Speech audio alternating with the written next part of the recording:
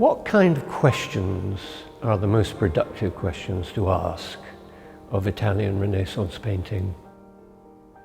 We're looking here at a very large altarpiece, very grand, done at the very end of the 15th century, 1498 to 1500, by Costa and Maineri.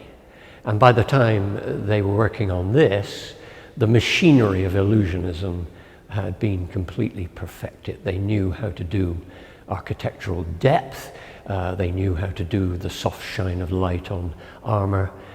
They had the world of illusion at their fingertips. Where do we stand in the illusion it makes? What kind of space are we invited into? I think the answers to that often are very perplexing. We ask the question and the answer is not at all obvious. This painting is a wonderful example of that. Where are we exactly? We seem to be certainly inside some marvelous architectural structure, but are we safely in an interior or at the threshold of some buildings?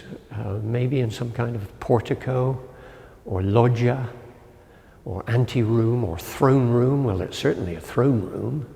There's the Virgin perched on her high marble plinth. What a marvelous and impossible piece of architecture it is.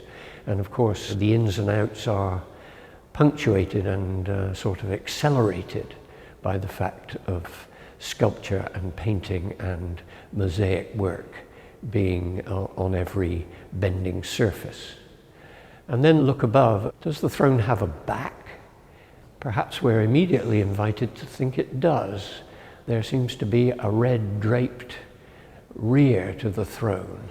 But then we realize, because two other curtains give us the clue that what we're looking at are drapes, red curtains of some sort, maybe velvet, which seem to be hung on the outside of the barrel vault, really rather far back, it seems, behind the Virgin. So we're very, very quickly put in a strange space, a sort of space that's shuttling between near and far, shallowness and depth. We're put at a limen, in some kind of liminal space, some passageway between outside and in, maybe between secular and sacred, or private and public.